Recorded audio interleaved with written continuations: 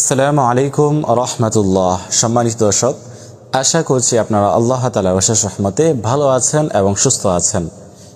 সম্মানিত দর্শক, চোখ বন্ধ করে মাত্র 3 বার সূরাতুল ইখলাস পাঠ করতে পারলে কি হয়, কি লাভ হয়, এই সম্পর্কে আজকে খুবই গুরুত্বপূর্ণ আলোচনা করব ইনশাআল্লাহ, এবং আমলটি আপনাদেরকে খুব সহজেই শিখিয়ে দিব। আপনারা ধৈর্য সহকারে এই ভিডিওটি সম্পূর্ণ দেখার চেষ্টা করবেন। আর যারা এই চ্যানেল নতুন আসছেন, এখনও পর্যন্ত চ্যানেলটি সাবস্ক্রাইব করেন নাই, অবশ্যই প্রিয় দিনী ভাই বোনেরা নতুন নতুন দোয়ার ভিডিও পেতে অবশ্যই চ্যানেলটি সাবস্ক্রাইব করে পাশে থাকবেন। সম্মানিত দর্শক, তো এই ভিডিওটি আপনার কাছে কেমন লাগছে, উপকারে আসছে কিনা অবশ্যই আপনারা লাইক কমেন্ট করে জানিয়ে দিবেন। তো আমরা এই আমলটি কোন সময় করব, কিভাবে করব, এই জন্য আপনাদেরকে আজকে সহজভাবে আপনাদেরকে শেখাবো। সেটা হচ্ছে আপনারা যে কোনো সময় এই আমলটি করতে পারবেন, তবে আপনাকে পবিত্র হয়ে পবিত্র স্থানে বসে আমলটি করতে হবে। যে কোনো জায়গায় করলে হবে না, পবিত্র স্থানে বসে আমলটি করতে হবে এবং নিরিবিলি জায়গায় বসে আমলটি করতে হবে। তো এই জন্য আপনাদেরকে পবিত্রতা অর্জন করে পবিত্র স্থানে বসে প্রথমে 3 বার ইস্তিগফার পাঠ করবেন। আস্তাগফিরুল্লাহ আস্তাগফিরুল্লাহ আস্তাগফিরুল্লাহ। তারপর 3 বার দুরূদ শরীফ পাঠ করবেন, যে দুরূদ শরীফ আমরা নামাজের মধ্যে পাঠ করে থাকি। আল্লাহুম্মা সাল্লি আলা মুহাম্মাদ ওয়া আলা আলি মুহাম্মাদ কামা সাল্লাইতা আলা ইব্রাহিম ওয়া আলা আলি ইব্রাহিম ইন্নাকা হামিদুম মাজিদ।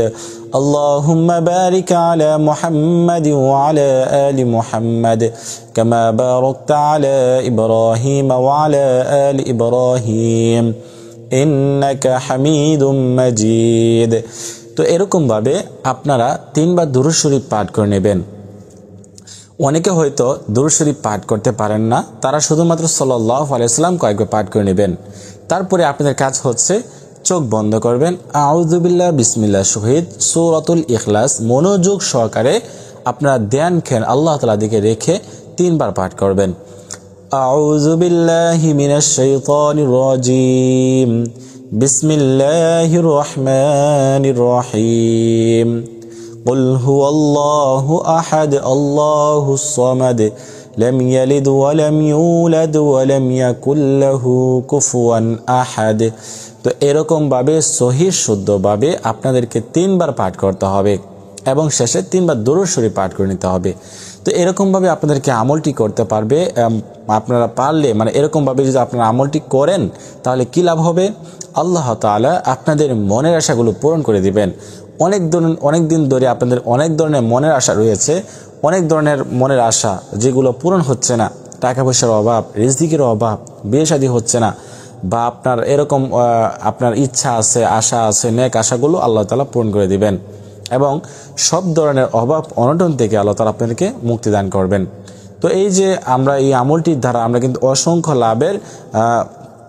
অসংখ্য ফজিলত বা লাভ আমরা অর্জন করতে পারবো এই আমলটির মাধ্যমে। তো বিশেষভাবে আপনাদের কাছে অনুরোধ থাকবে সহিহ শুদ্ধভাবে আমলটি করবেন, না হয় কাজ হবে না। তো আজকের মতো এই পর্যন্তই। সকলে ভালো থাকেন, সুস্থ থাকেন আর এই চ্যানেলটি সাবস্ক্রাইব করে পাশে থাকেন। আজকের মতো এই পর্যন্তই। আল্লাহ হাফেজ।